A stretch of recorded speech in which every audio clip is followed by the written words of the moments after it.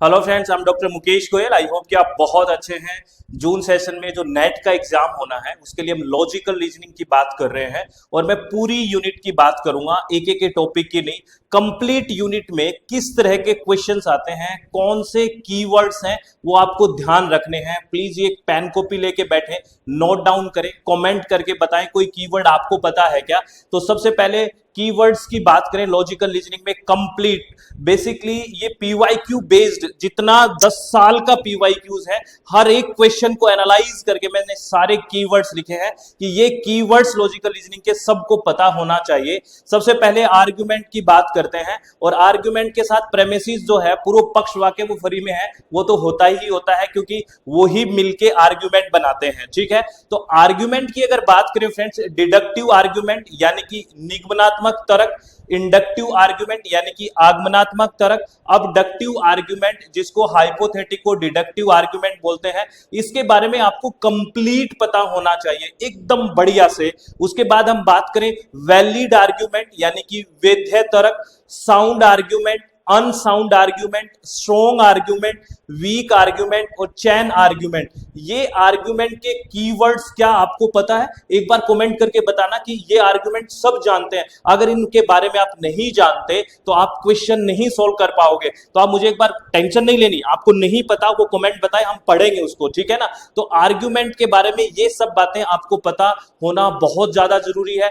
अगर बात करें अदर टॉपिक, इसमें बहुत important, that is structure of categorical proposition. जो स्ट्रक्चर की बात करते हैं कि जैसे ऑल एस इज पी, यानी कि सब्जेक्ट की बात कर रहा है एस और पी प्रेडिकेट की बात कर रहा है।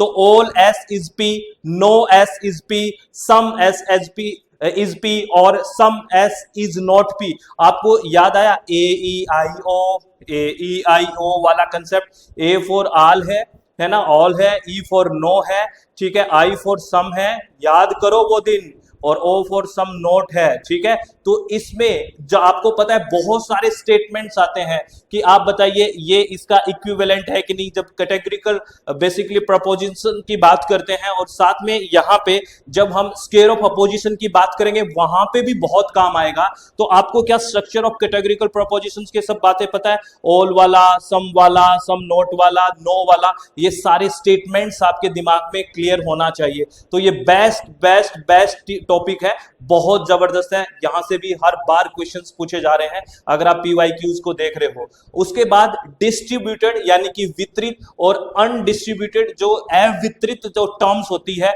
वहां से क्वेश्चन आता है। एक है यूनिवर्सल अफर्मेटिव यानी कि सार्वभौमिक जो होती है सकारात्मकता, जैसे ऑल एस आर पी, जहां पे नोट नहीं हो ऑल हो, याद आया, सभी वाला, यानी कि यूनिवर्सल अफर्मेटिव। और एक है यूनिवर्सल नेगेटिव जहां पे ऑल के साथ नो आ रहा हो, तो ये यानी कि सार्वभौमिक नकारात्मक। और पर्टिकुलर अफर्मेटिव यानी कि सम वाला, सम मैन आर मोर्टल, यानी कि यहां पे नोट नहीं है, सम है, यानी कि कुछ सकारात्मकता के साथ लेना है।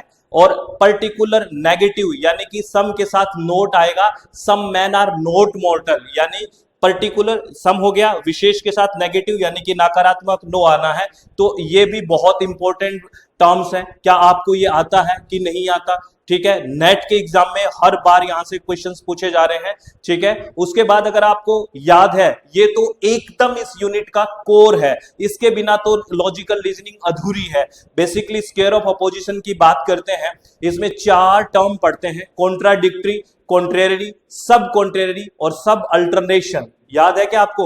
और यहाँ पे ये जो बॉक्स बना है, इस बॉक्स में सारी चीज समाई हुई है ना। ए फॉर यहाँ पे ऑल है जो हम पहले बात कर रहे थे, ई फॉर नो हो गया, आई फॉर सम हो गया और ओ फॉर सम नोट हो गया, है ना।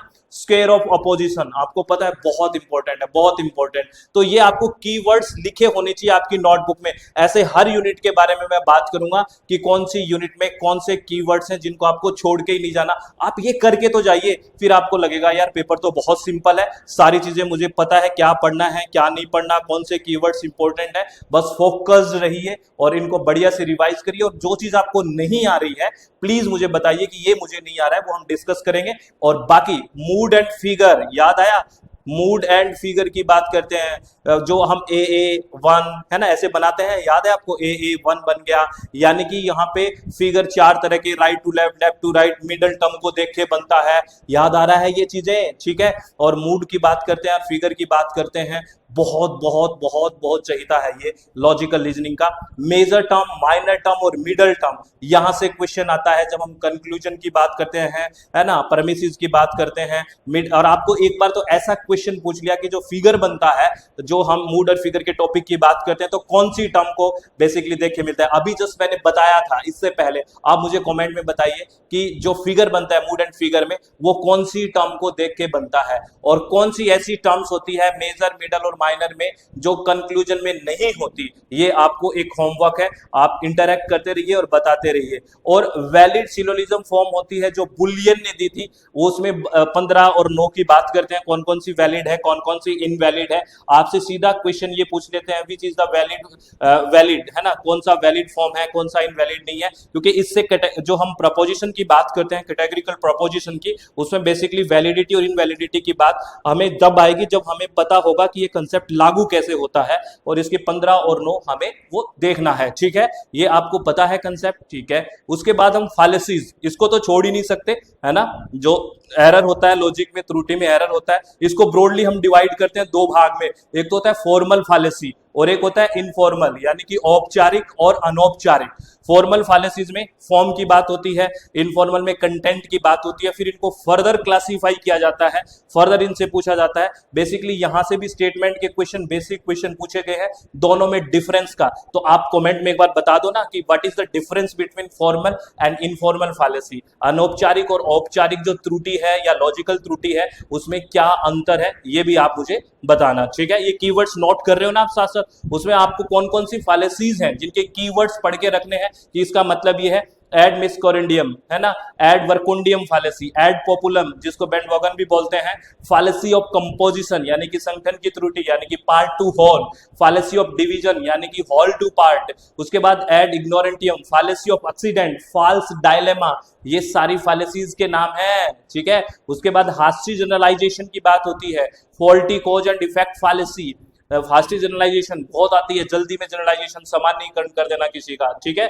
Slippery slope fallacy, the ad hominem fallacy और स्ट्रोमैन फैलेसी, ये दो है, स्ट्रोमैन, एड होमिनिम फैलेसी और हास्टी जनरलाइजेशन, बहुत बहुत बहुत पूछी जाती है। इसको हिंदी इंग्लिश में अच्छे से, जिस भाषा में आपको समझ में आए पढ़ लो। अगर नहीं आ रही समझ में, नहीं पता है विद एग्जांपल, तो आप बताइए कमेंट में कि मुझे नहीं आ रही है, या आप समझा दीजिए, तो हम बात करेंगे। अब मैं सिर्फ बात कर रहा हूं कि लॉजिकल रीजनिंग में नेट में कौन से कीवर्ड से क्वेश्चन आता है। ये पूरा PYQs को स्टडी करके बनाए हुए हैं, तो इसको ध्यान रखना, ये बहुत इंपॉर्टेंट है। और उसके बाद Indian logic means of knowledge, ये चैप्टर है अपने आप में बहुत बड़ा, ठीक है। प्रत्यक्षा, प्रत्यक्षा में बहुत सारी संस्कृत की टर्म्स हैं, है ना, इसके योगा जोगा सब बहुत पढ़ना है इसमें।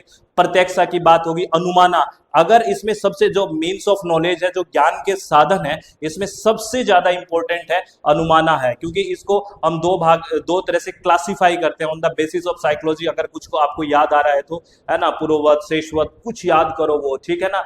तो अनुमाना इट्स वेरी इंपॉर्टेंट, इसमें सबसे ज्यादा इंपॉर्टेंट है। फिर उपमा, फिर अर्थपति, अनुपलब्धि, शब्दा, ये 6 के 6 डिटेल में पढ़ना है। क्या आपको इनकी डिटेल पता है? ठीक है, बहुत बढ़िया। उसके बाद व्याप्ति, व्याप्ति क्या है?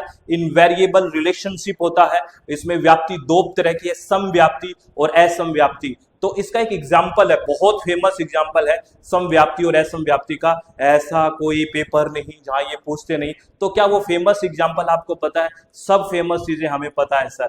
तो व्याप्ति और असमव्याप्ति, समव्याप्ति और असमव्याप्ति का वो फेमस एग्जाम्पल बताओ कि ये असमव्याप्ति का है ये और ये समव्याप्ति का है, कितना पता है? तो ये सारे के सारे लॉजिकल रीजनिंग के कीवर्ड्स हैं, या ये मानिए ये टर्म्स हैं। अगर लॉजिकल रीजनिंग में सारी टर्म्स क्लियर है आपको, तो आप निश्चित हो जाइए कि आपको कोई भी 5 क्वेश्चन ठीक करने से नहीं रोक सकता। लेकिन इसमें से एक भी टर्म आपको नहीं आ रही है, लग रहा है यार ये टर्म नहीं, ये तो मुझे पता ही नहीं है, तो आप अभी अटेम्प्ट से दूर हैं। इन सारे टर्म्स को अच्छे से कर लीजिए। मुझे कमेंट में बताइए क्या हर यूनिट का इस तरह से हम डिस्कशन करें, पूरा 10 साल का PYQs को देख के बनाएं, इससे आपको हेल्प मिले, ठीक है। बहुत बढ़िया। और आपका एक टेम्परामेंट क्रिएट हो कि क्या मुझे पढ़ना है, क्या मुझे नहीं पढ़ना, कितना मुझे आता है, ये एग्जाम से पहले ही पता पता होगा तभी तो बात बनेगी ना। अब एग्जाम में जाके देखोगे अरे ये टर्म भी होती है, ये मुझे पता ही नहीं था। इस तरह का अप्रोच नहीं होना चाहिए, ठीक है। तो अच्छे से मुझे आपको ये बात बतानी है। और अब मैं आपको एक बात और बता देता हूं, आपको पता है अपनी वेबसाइट है दैट इज www.swmg.in और प्ले स्टोर में अपनी मोबाइल ऐप है SWMG। यहाँ पर पेपर 1 का इस सेशन के लिए कोर्स लॉन्च हो चुका है, थ्योरी प्लस PYQs और ओनली PYQs। अगर आप विलिंग हैं तो आप ज्वाइन कर सकते हैं। और एक बात कि आप हमेशा चित्त को शांत रखो, खुश रहो, किसी भी तरह की टेंशन नहीं लेनी है, बहुत बढ़िया से काम करना है, बहुत बढ़िया से पढ़ना है, हार्ड वर्क के साथ साथ स्मार्ट स्टडी होना चाहिए। ये पता होना चाहिए कि क्या छोड़ना है क्या पढ़ना है। जब तक ये पता नहीं होगा हम सिलेक्शन से दूर रहेंगे, ठीक है। तो ऑल द वेरी बेस्ट, बहुत बहुत धन्यवाद, thank you, thanks a lot friends.